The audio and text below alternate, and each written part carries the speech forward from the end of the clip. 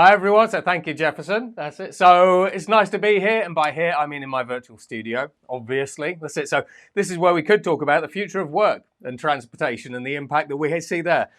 So my name's Matthew Griffin, I'm the CEO and founder of the 311 Institute, a global futures and deep futures think tank, where ostensibly we kind of look at two futures. So we look at the future, which I kind of regard as the next 20 years, which is where most organizations typically spend their time for a variety of different reasons.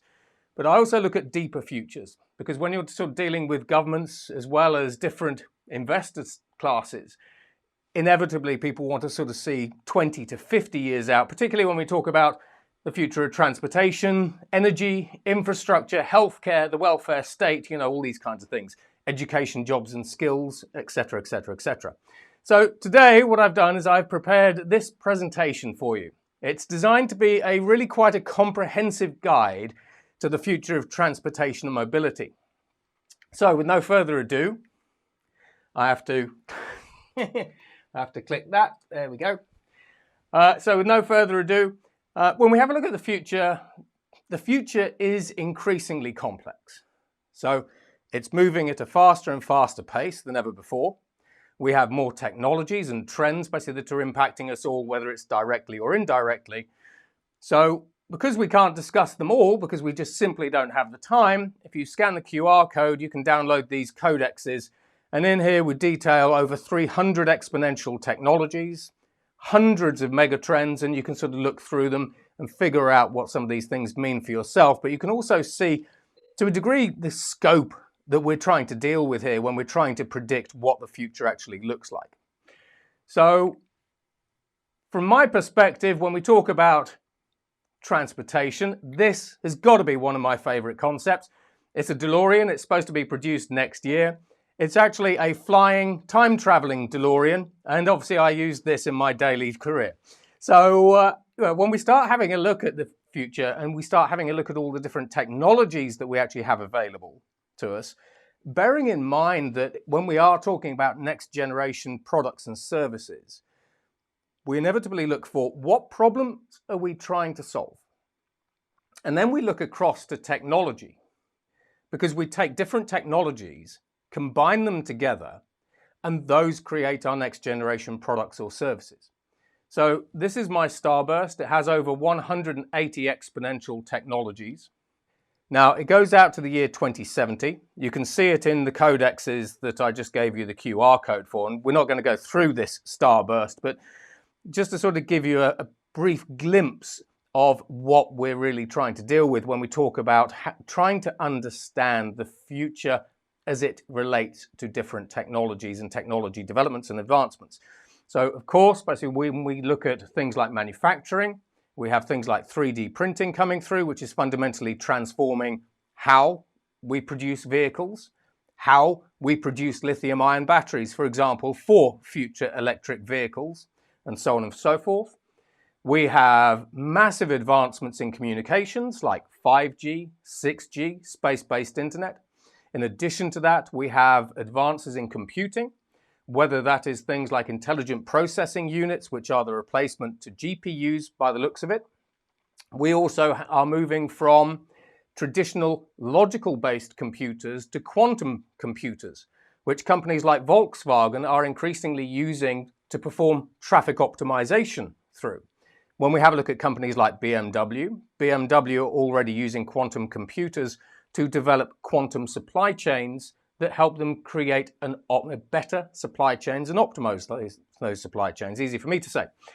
We've obviously got artificial intelligence, and we have lots and lots of different kinds of artificial intelligence, including printed artificial intelligences, which you can put onto the front of a train, and these can do passive machine vision.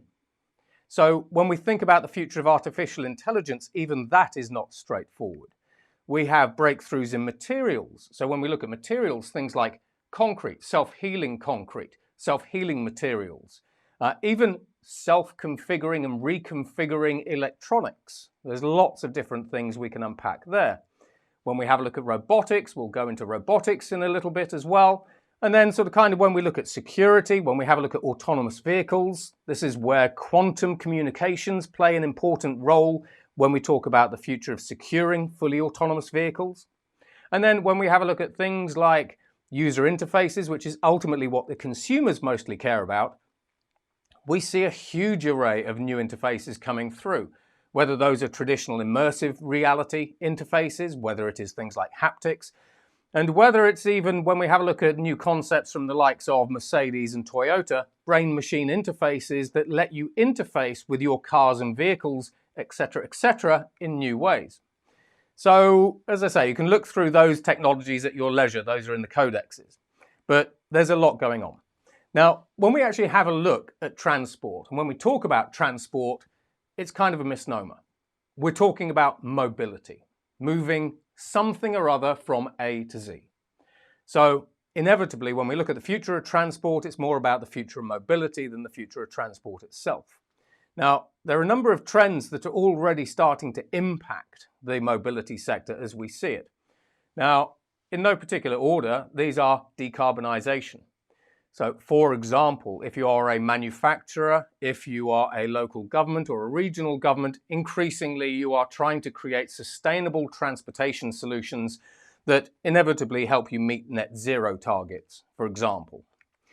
When we have a look at things like government policies have the opportunity to transform our transportation future almost in the blink of an eye.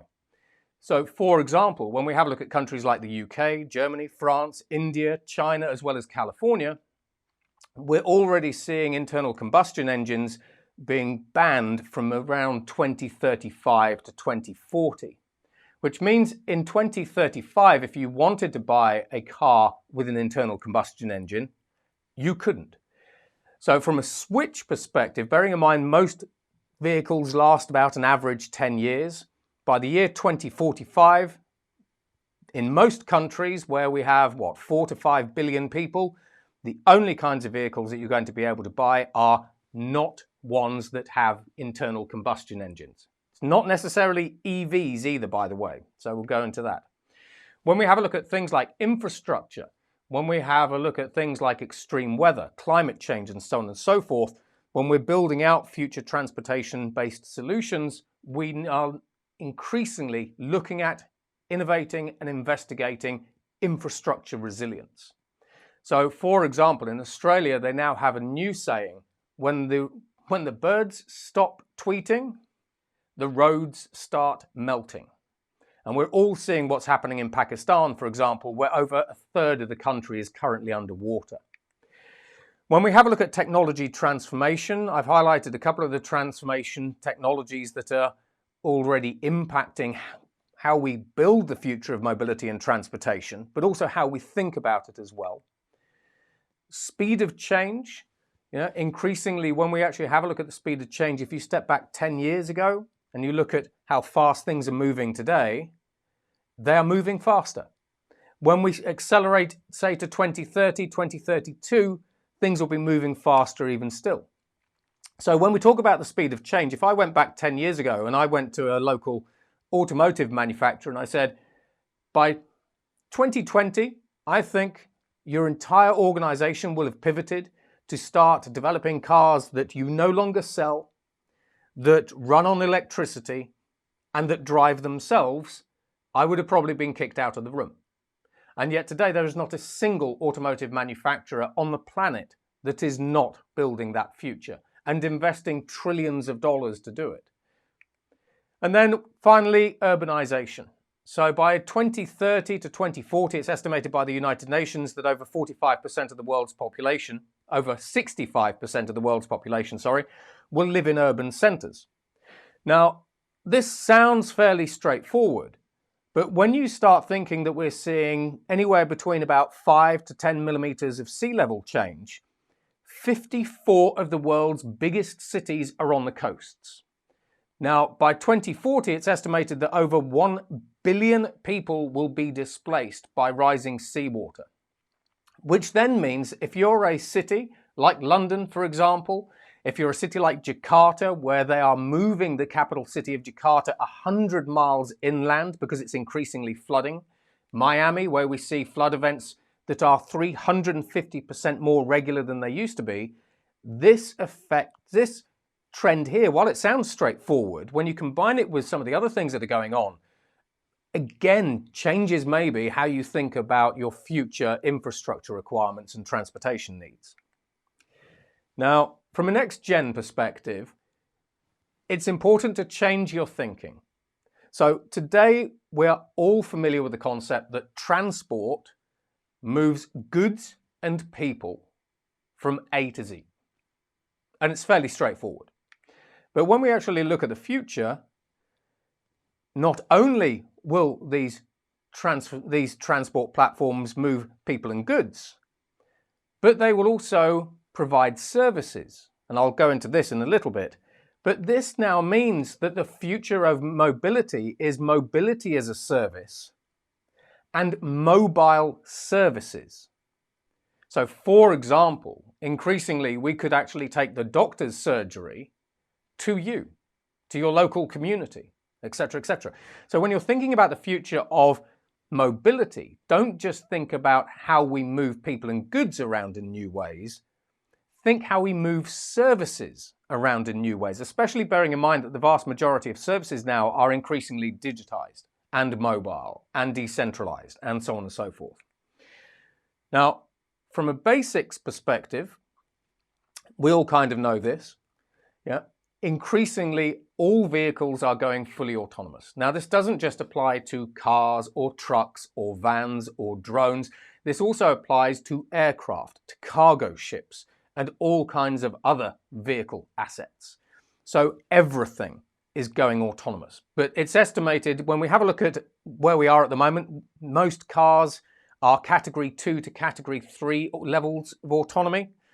We should be able to get to Category 5, where these vehicles are safe to drive from A to Z, wherever they want to go, really in about the next 3 years, courtesy of developments in artificial intelligence.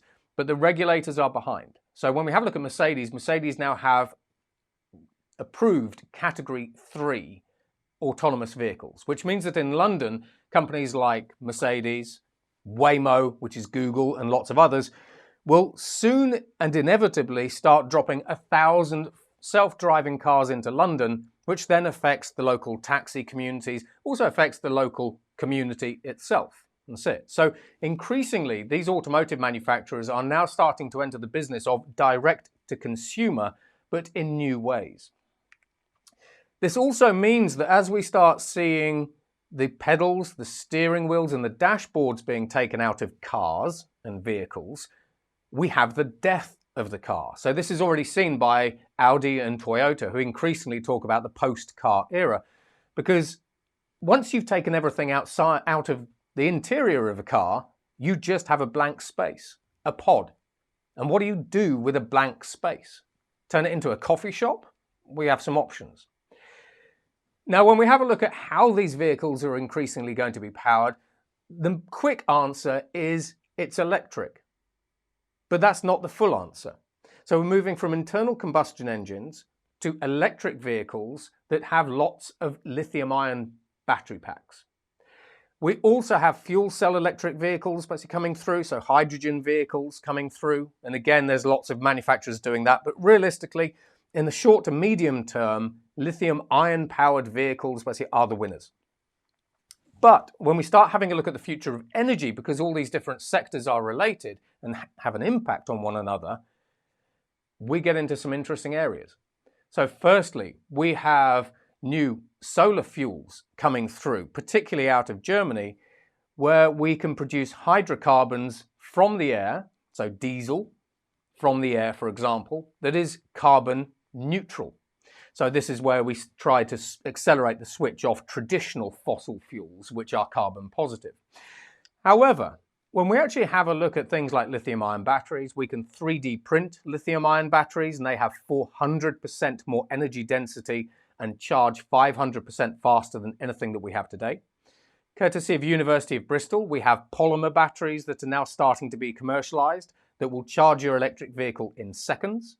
We have a whole raft of other kinds of different technologies coming through, like photovoltaic materials, which means that we can move from electric vehicles to solar vehicles.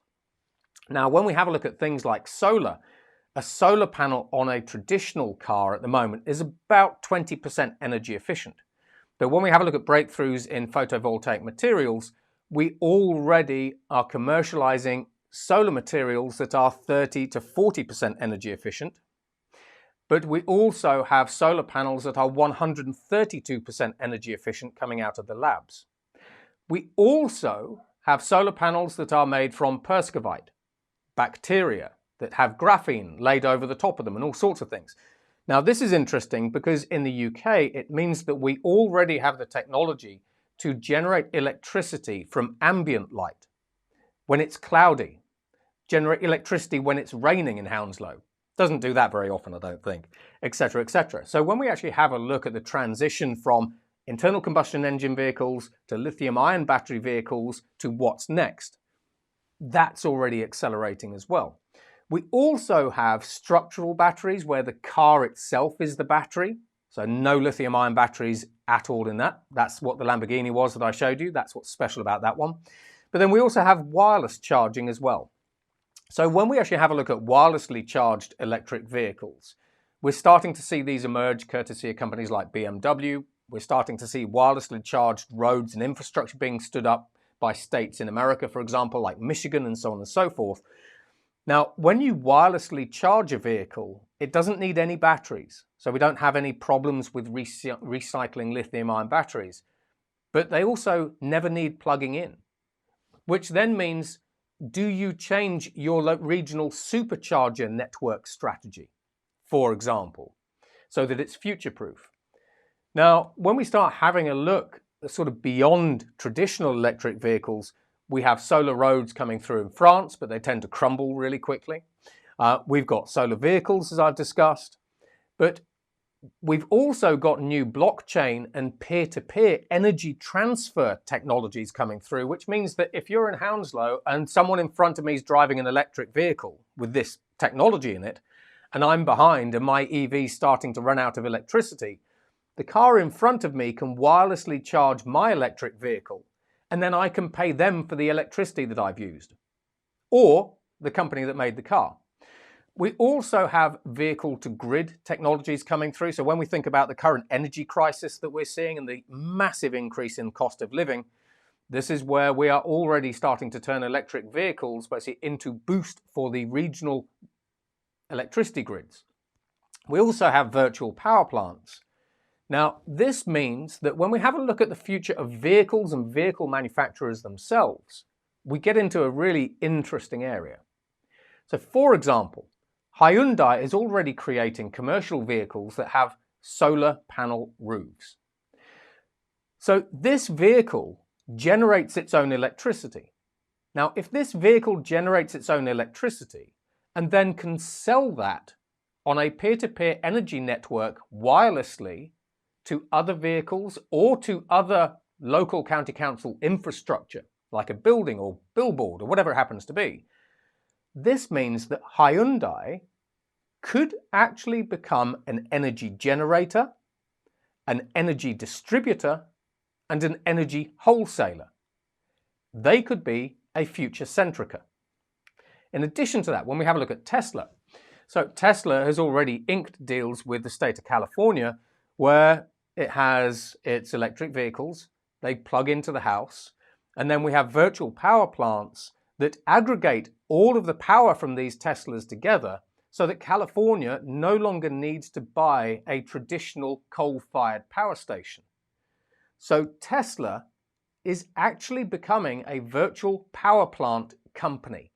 And in California, if you own a Tesla, and if the California grid needs more energy, more electricity, as an owner, you can select to sell the California grid your surplus electricity, and you can make money.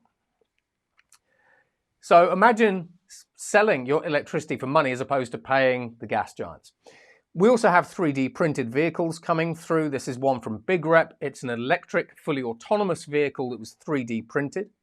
We have companies like General Motors that are using artificial intelligence to design new vehicles and vehicle concepts that are lighter and more fuel efficient than what we see today on the roads.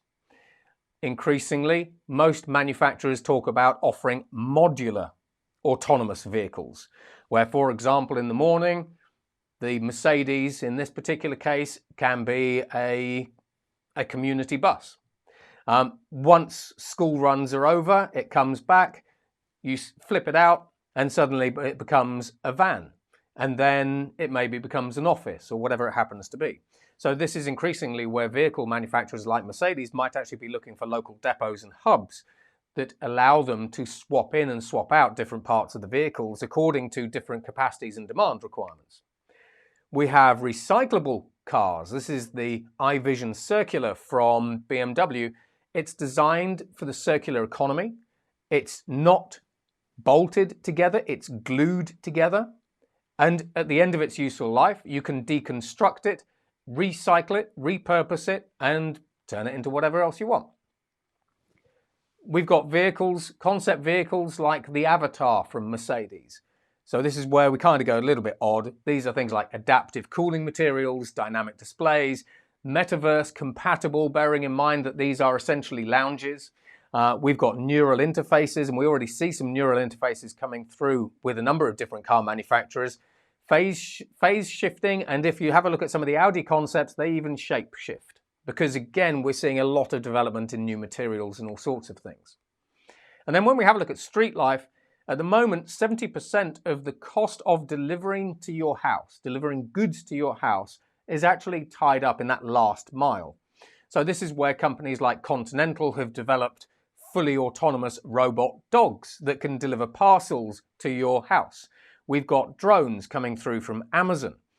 In the UK, we now actually have some urban air transport zones set up that means that we can transport goods along greenways and different corridors. When we have a look at robots as well, we've got Ford that have actually developed a humanoid robot that can deliver things to the local school, wherever it's going. We've also got scooters. Now, when we look at scooters are increasingly a form of litter. Yeah. But we now have self-driving scooters that are coming through as well from companies like GoX. So imagine all of the Lime scooters that are littering the local neighborhood, that everyone's tripping over, that blind people are complaining about because people have left them on pavements and sidewalks, and disabled people are moaning about because they're just cluttering up the place. Now imagine what happens when that scooter just drives itself off and goes and parks wherever it wants to park. So GoX and their turtle concept is quite an interesting one. Now, in terms of funding, all of this generally requires investment. And as we all know, investment and money, it's a little bit difficult to get hold of. And in fact, lots of us are facing budget cuts. So let's see how we can fund it. So at a really high level, when we have a look at smart cities that are now springing up around the world, cities like Neom, for example, in Saudi Arabia, as well as South Korea and so on and so forth, increasingly these smart cities and regions are not run by mayors. So for example, when we have a look at Saudi Arabia, their smart city doesn't have a mayor. It has a CEO. So increasingly, when we have a look at the future of cities, we are starting to see smart cities being governed by CEOs in the same way that a business is run rather than mayors. Now, in Miami, we have crypto cities.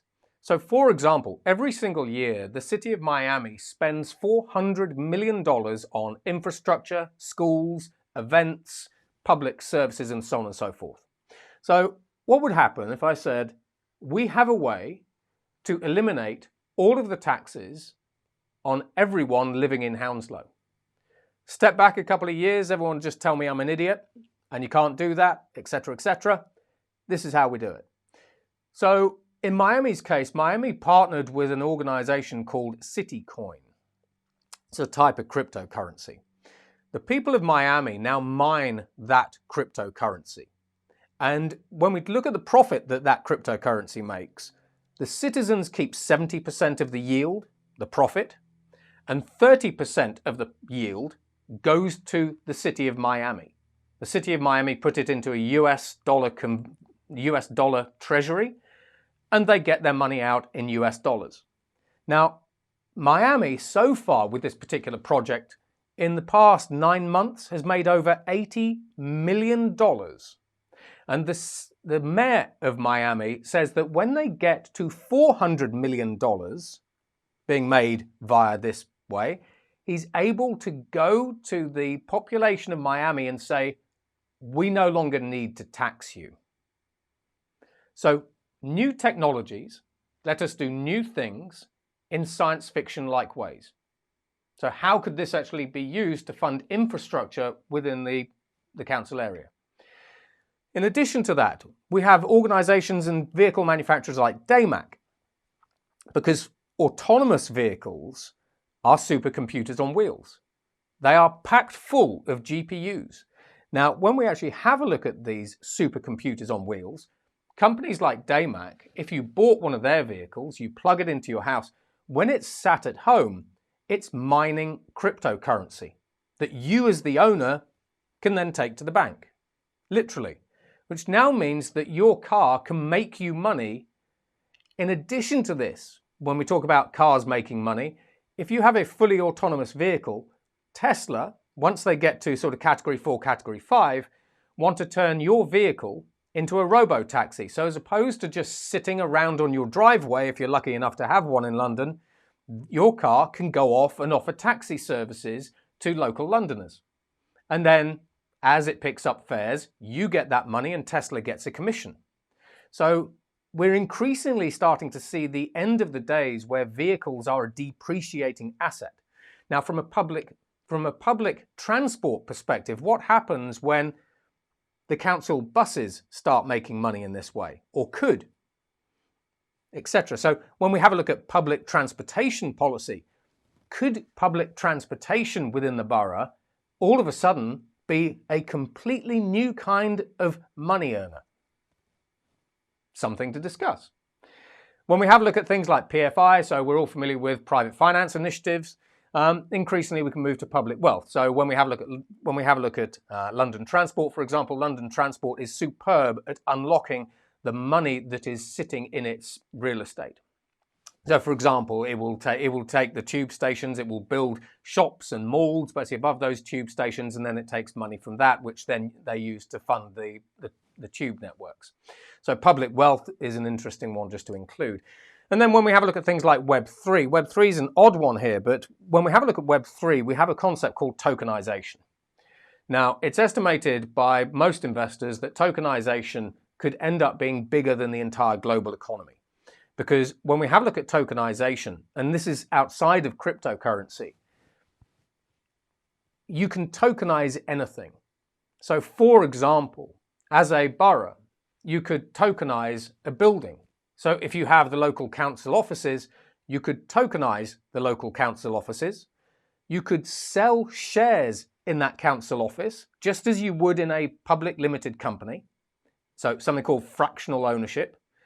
And you can raise money without having to go to the banks. So this is especially useful for asset-heavy industries, basically like the energy industry, where we need to build new power plants or whatever it happens to be. But tokenization is probably not on your radar, but it really should be, because it lets you do new things in new ways, earn money in new ways, but also unlock a lot of different capital assets that at the moment are probably just costing you money and sitting around. This is also where if the county council has a fantastic algorithm, whether it's a transportation algorithm, you can tokenize your algorithms. You can tokenize your data and make money off of those. So if you've got a great algorithm, you tokenize it. I can buy shares in your algorithm, and as your algorithm saves people money or does whatever it does, I get some of those rewards to me. Literally like a PLC, except this is for anything. So when we have a look at business models, especially for the future of transportation as well, essentially it's just a blank space as a service. So this is where all of a sudden we can offer fully autonomous GP surgeries that go and drive themselves basically to the local care home. Increasingly, when we have a look at healthcare, I can use this camera to do a telehealth checkup, both physically and mentally as well. You can use the speakers in this system to tell whether I have the onset of PTSD, dementia. You can use the cameras in the system to tell whether I have a heart attack coming, whether I have cancer, whether I have diabetes, and all kinds of different things.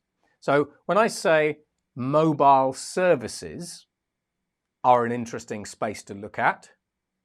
It's worth looking at what other industries are actually doing that you can then put into an autonomous vehicle and why. So, for example, with Adidas, we've been talking to Adidas about mobile battle arenas. You know, it just rocks up at the local park. It's a fully immersive metaverse battle arena, and the kids can go at it in the battle arena, and then it drives off somewhere else. But this is also where, when we have a look at things from a public transport perspective, if you own some of these autonomous vehicles as a borough, you can rent out office space, because a fully autonomous car can be a fully autonomous office that takes people from A to B. Bearing in mind that office space in London is at a premium, and no one can ever get a meeting room.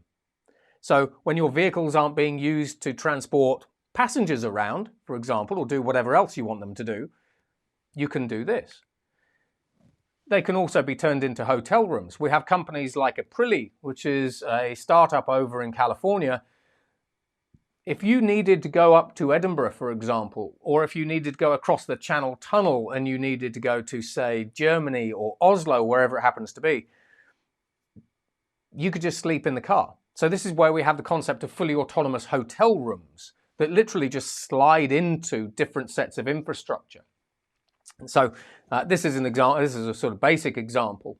But if people were traveling from Hounslow and going out of region, is that something that interests you? We have fully autonomous shops. So we have pop-up shops at the moment, but when we have a look at the future of retail, increasingly companies like Adidas and Nike, you can go into a fully autonomous shop like this. The systems can scan your feet and then 3D print your trainers, I say in the back, but these don't really have a back. And literally, when we have a look at 3D printing different products like sneakers and trainers and apparel, Adidas and Nike are already doing this. So in California, we have grocery shops that are now fully autonomous. They just turn up at your neighborhood. So there's lots of different things. This is from Citroën. This is the Citroën Skate. Not only can this particular vehicle be a fully autonomous hotel room that you can offer services in and to, it's also a fully autonomous gym.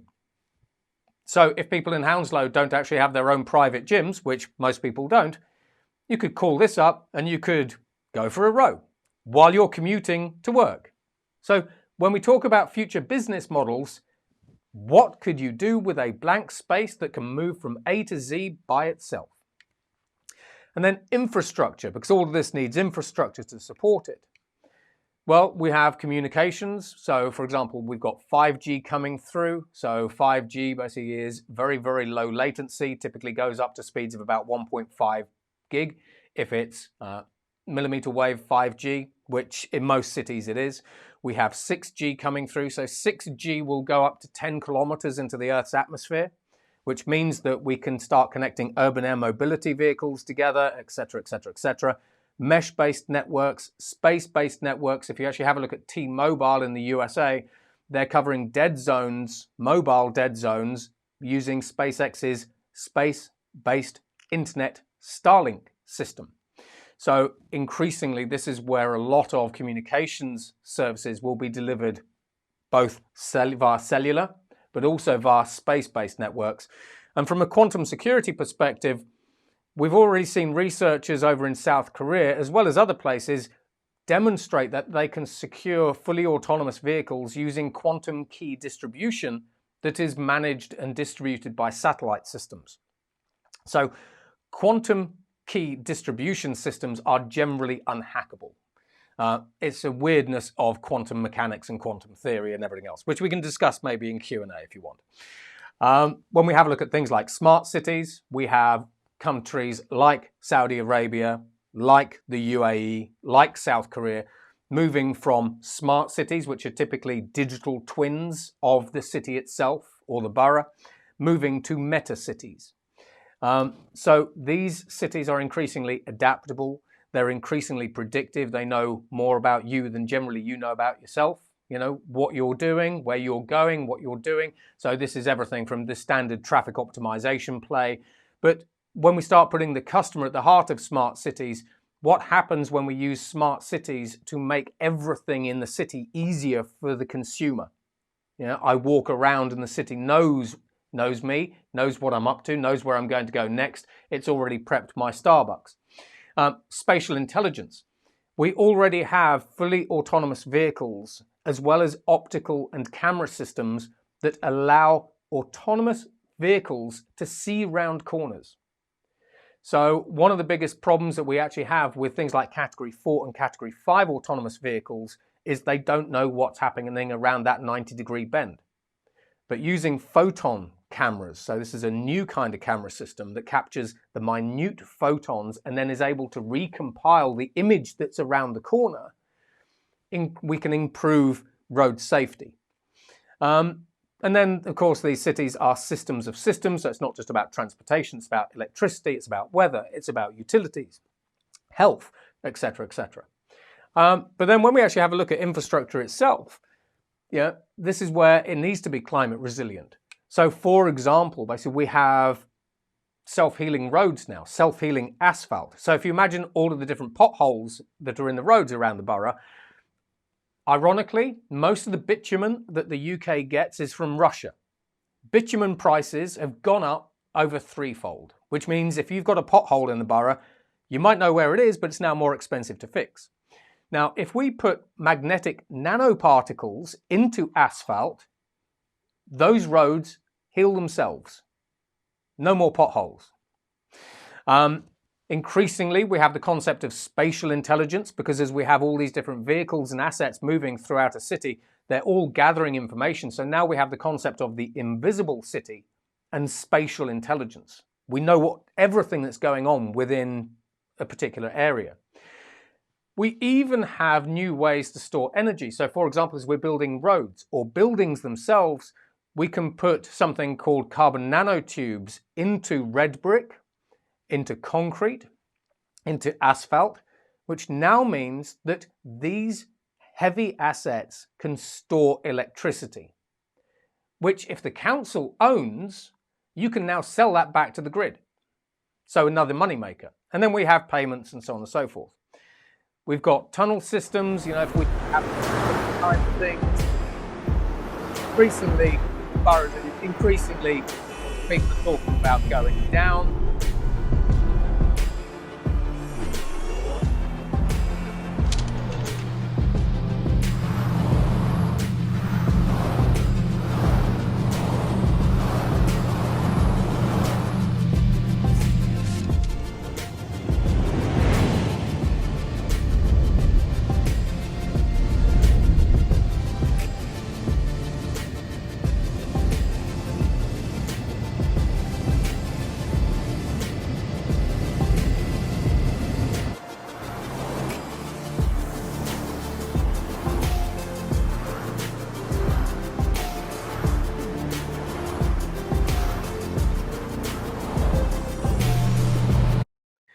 So when we have a look at the cost of tunneling, it's coming down tenfold because we have new hypersonic boring machines coming through, not just from Tesla, but also from companies like Google. So this is where we look at 3D space. But also, when we have a look at things like sea level rise, which will ultimately affect London, do we just make the leap to flying taxis? And this is sort of one of the conversations that we're having with the US Department of Transport, particularly as it relates to Louisiana and Florida. Do you invest in new highway infrastructure, or do you just go straight up? Because ultimately that highway infrastructure might end up being flooded and being written off. And when we have a look at flying vehicles, basically these are already sort of being prototyped and tested. And in fact, they're also being commercialized even by Heathrow. Heathrow want to commercialize flying vehicles by 2025, and they're spending 25 million to do it, to take you into central London. Are these flying cars, or are they really just mini aircraft? Yeah, these are big drones that take people. And then just for a little bit of fun, when we have a look at sort of some of the other things coming through, we've got Mach 1 Hyperloop trains coming through. In China, they're developing a Hyperloop train that can do 3,500 miles an hour. So it's a levitating one. It's called the T-Flight. So as we start seeing investment in Hyperloops by companies like DP World coming through, this means that we can move cargo from places like Shanghai all the way through to Rotterdam at the speed of flight for the cost of trucking. When we have a look at things like aircraft, basically we've got autonomous and fast and silent aircraft coming through courtesy of Lockheed Martin and NASA. We also have companies like Boom, who have now got tens of billions of dollars worth of orders for their hypersonic aircraft. We've got this. This is the Quarterhouse. This is the future Air Force One jet. It uses an oblique detonation engine that does Mach 17 just for fun. And then we obviously have balloons in space, because when we have a look at Florida, why not? Which then take us to space planes, courtesy of Richard Branson and lots of other different entrepreneurs.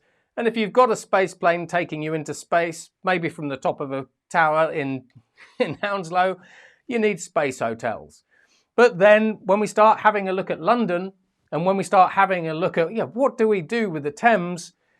What would happen basically if the people in Hounslow could live in Hounslow, but then on a daily basis go and commute to Australia, there and back in a day? So on the one hand, what I'm going to show you now, the faster you can move people and goods and things from A to Z, the larger your economic development zone becomes.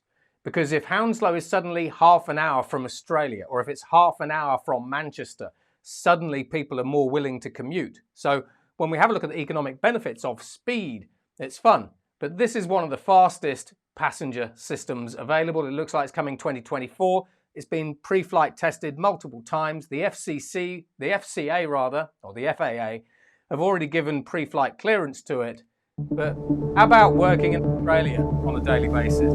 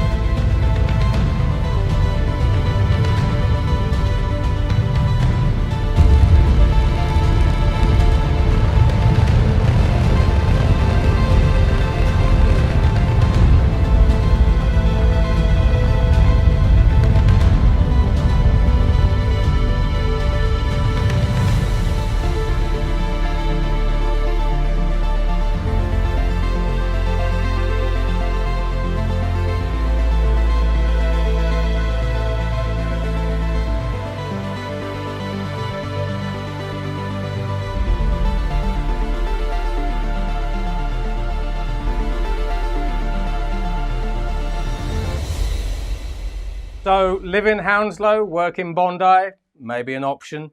That's it. So as I've shown you, when we have a look at the future of transportation and mobility, there are lots and lots of opportunities to do new things in new ways, earn money in new ways. There's lots to consider. So I hope you enjoyed the presentation. I think we're going to Q&A now. That's it. And thank you very much for watching. That's it. I'm assuming you all watched and didn't just leave your cameras off and go and walk around the kitchen. So take care.